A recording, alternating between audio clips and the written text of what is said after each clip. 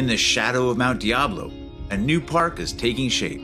It's a little bit of urban wilderness. When you're out here on the property, you have no idea that you're surrounded by hundreds of thousands of people. Its sweeping grasslands are home to life of all shapes and sizes. Once you start learning the different species, you start to understand why biodiversity is so important and so precious. It's a former military base with an important history the public shouldn't forget.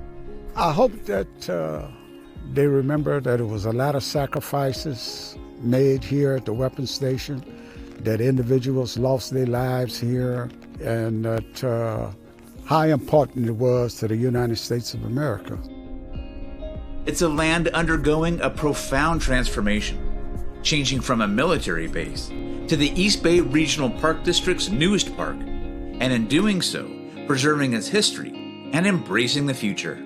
Finding that balance between a place of peace and solitude, sacredness for some, and then a history that ties into a lot of other components of America and the American dream. I've seen firsthand how military bases can turn into public open spaces and the incredible opportunities that can come from that. Well, now the East Bay Regional Park District is building that future here. And very soon, they'll invite all of us to come enjoy. Thurgood Marshall Regional Park, home of the Port Chicago 50, sits on the eastern edge of the city of Concord. It's an important open space link between Mount Diablo and the Carquinez Strait. Over 2,500 acres of oaks, grasslands, and natural beauty. The thing that's surprising is places like military bases, which you wouldn't expect, are actually kind of these reservoirs of biodiversity. Tammy Lim is a district biologist with a particular fondness for snakes and frogs. She's leading us on a search for life among the grasses. A lot of times people look out at these landscapes and they see like nothing or the absence of a forest or something to point to, but these grasslands actually harbor a lot of species, and a lot of them live underground. Like everywhere else we look, this grassland ecosystem is an interconnected web of life, where ground squirrels build underground complexes of burrows and tunnels that owls, badgers, and even amphibians depend on. So Tammy, you're taking me down to these stock ponds here. What do you expect that we might find? So Thurgood Marshall Park provides habitat for a couple of endangered amphibians. One of them is the California tiger salamander, and the other one is California red-legged frogs. Ponds like this were built for cattle, and ranching is still important here, but they've also become critical water sources for wildlife. During this time of the year, what we're generally looking for are eggs or egg masses. The ponds have been filled up for a couple months, and the adults are spurred on by rain events to come out and breed. So this right here is the egg mass of the Pacific chorus frogs. Chorus frogs are doing quite well, but finding their egg mass is also a good sign for threatened and endangered species here. We're concerned about all amphibians because they're declining across the world, because they have really porous skin. They're very sensitive to changes in their environment. And they're also very cute. They are cute, and they're being very patient. They are being very patient. They're probably a little bit cold because I found them under a rock. Nature and humans have been coexisting here for centuries, most recently as the site of the former Concord Naval Weapons Station, a vital line of defense during America's major conflicts of the 20th century, until it closed in 1999 and was eventually transferred to the Park District.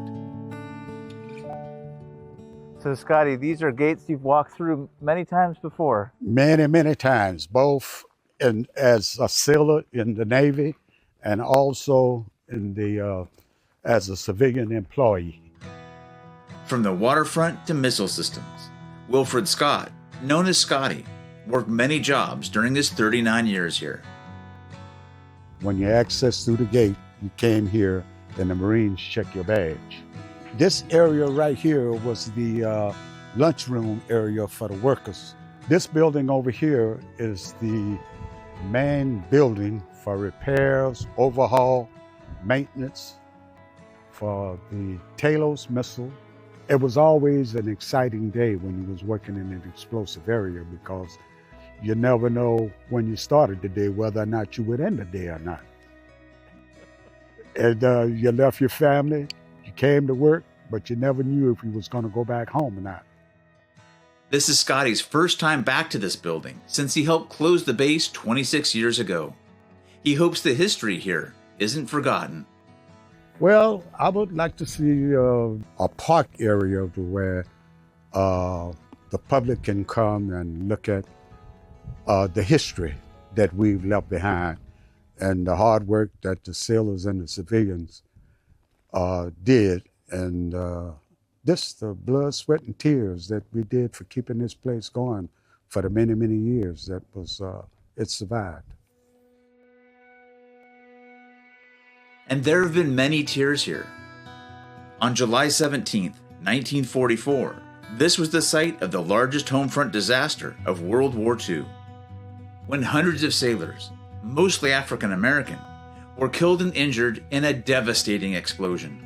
The tragic event was followed by continued injustice toward the survivors, including a group of them now known as the Port Chicago 50. Thurgood Marshall, then a young lawyer, but who would go on to be a Supreme Court justice, helped with their defense, and their efforts would ultimately lead to the desegregation of the military in 1948. We chose to name the park Thurgood Marshall Regional Park. The home of the Port Chicago 50 is because we wanted to give a place where people could always come to honor and recognize these men who had been forgotten by history. I'm very happy to say that they have found their way back into the story. These stories will be told in places like this, where old buildings will be turned into a new visitor center, bunkers into exhibits, and train tracks and roads will become trails, all part of the district's multi-year effort to turn this former military base into public open space. Designing thoughtful staging areas and picnic grounds, and really, providing places for people to enjoy while also, identifying those areas that need to be protected. When Thurgood Marshall is ready for public visitation, this new park will be a place for recreation, habitat preservation, and for visitors to connect with the immense natural and human history of the land. So it's super exciting to be able to open up this property, let people begin to sort of walk the trails and get the views and see just, how spectacular this site is. And the fact that we're just so close to so many people in Concord, Pittsburgh, Walnut Creek, to be able to provide that access to that sort of urban community is just, it's really exciting.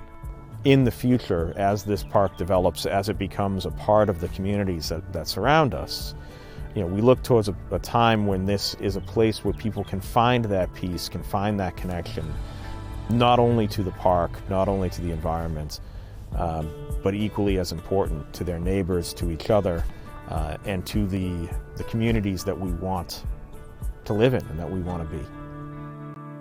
For more information about any of the places we visited, go to nbcbayarea.com/OpenRoad.